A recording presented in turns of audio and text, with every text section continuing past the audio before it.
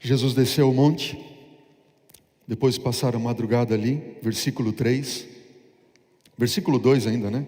Ele voltou novamente ao templo então, o templo ficava bem na frente do monte, entrou nas cidades, possivelmente no portal ali principal, certamente, e ele foi então ao templo, para ensinar o povo. Versículo 2 diz que ele se assentou para ensinar.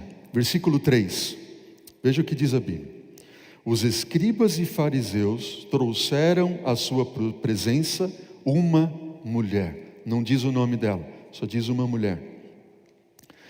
Diz que ela foi surpreendida em adultério.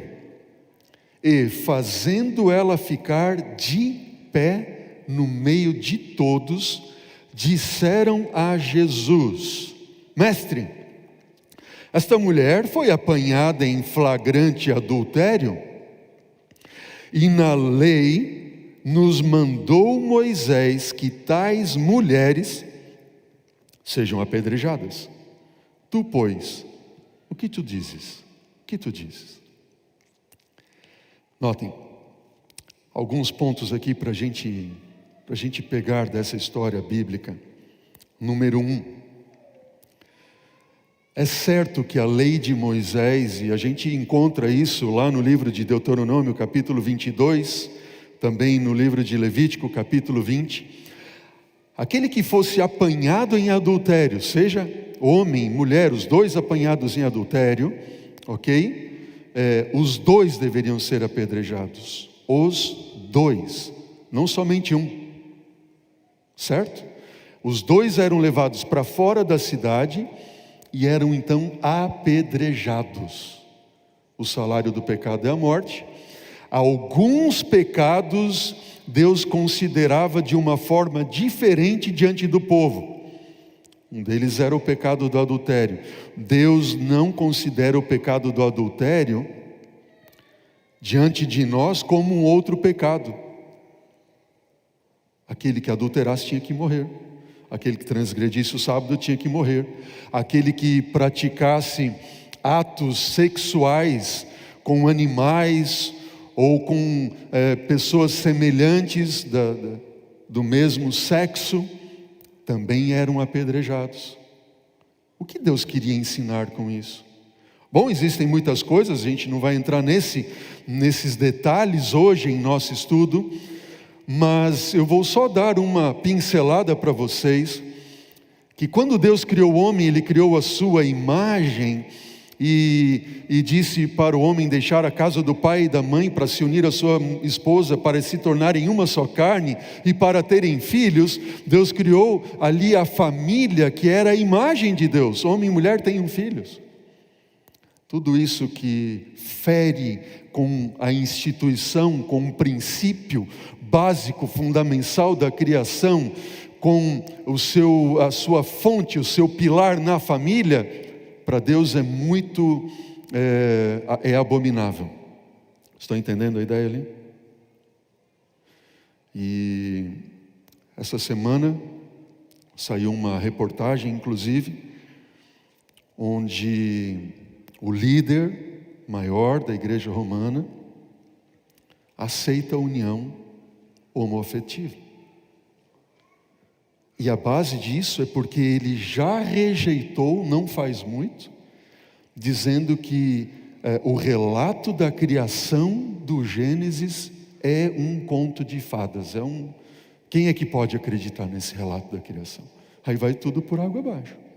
Vocês estão entendendo ali como é sério isso? Bom, nós estamos vivendo em tempos difíceis, e Deus está se revelando claramente diante de nós, e está revelando para nós claramente os dias em que nós estamos vivendo, não é verdade?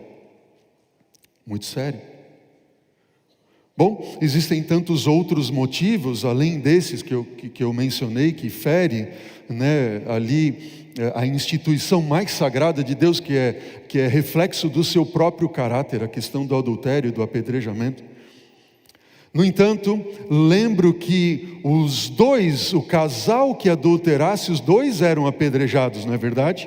No entanto, eles trouxeram só uma mulher, Dizem o quê? A lei de Moisés diz que ela é pecadora, ela deve morrer. Ela foi apanhada em surpreendente adultério.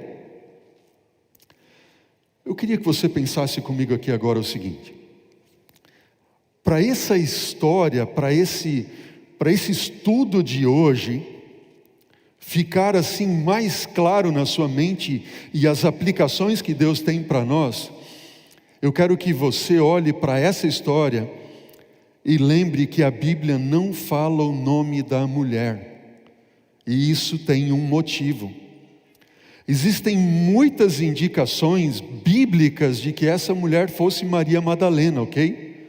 Várias indicações bíblicas nos levam a isso, mostrando que essa mulher é Maria Madalena. Quando a gente vai no espírito de profecia, no desejar de todas as nações, a gente, concordando com as indicações bíblicas, é Maria Madalena. Mas o relato de João não diz: pegaram Maria de Madalena e jogaram na frente de Jesus e disseram: essa mulher foi apanhada em adultério, ela tem que morrer. Não, só diz uma mulher. Por que isso?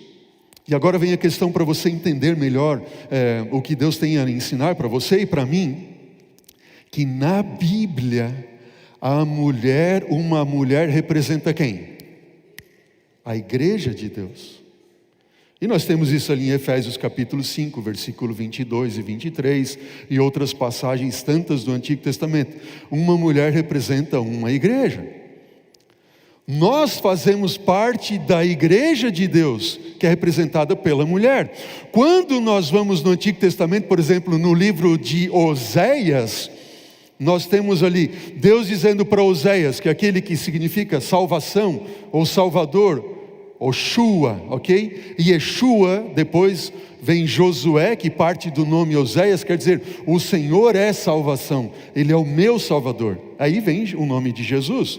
Ok? Deus disse para Oséias assim: Oséias, você vai tomar uma mulher de prostituição e vai casar com ela. E Moisés fez. E a história da vida, Oséias fez. E a história da vida de Oséias é uma representação do que Deus faz por nós que somos a mulher. Porque nós adulteramos. O adultério representa o pecado mais horrível diante de Deus. Pecado este que leva à morte. E agora eu quero que você, a partir desse momento, olhe para esta mulher pecadora que aparece ali e não veja tão somente a igreja. Porque a igreja não existe, você não existir. E se eu não existir, ou seja, aquela mulher representa quem? Diz para mim. Representa eu. Representa eu. Estamos juntos? Então, a partir de agora, se você olhar para esse relato e ver o que está acontecendo ali, entender que aquela mulher representa você, representa eu, representa a igreja de Deus, nós que adulteramos, nós que pecamos, nós que transgredimos a lei de Deus, nós que nos afastamos dele, nós que cuspimos na sua face, nós que fizemos tudo o que nós fazemos e jogam ela ali diante. Vejam, o diabo, o acusador, ele trama as coisas para nos fazer cair, e muito possivelmente, notem bem, por que ali só apanharam em adultério a mulher, mas se apanharam ela em adultério é porque tinha um homem junto com ela, sim ou não? É lógico que sim, mas eles só pegam ela e levam até Jesus.